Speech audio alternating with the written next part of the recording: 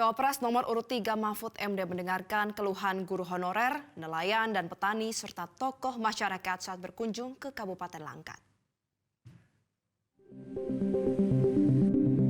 Calon Wakil Presiden nomor urut 3 bersama tim pemenangan melakukan pertemuan dengan tokoh agama dan tokoh masyarakat di Langkat, Sumatera Utara.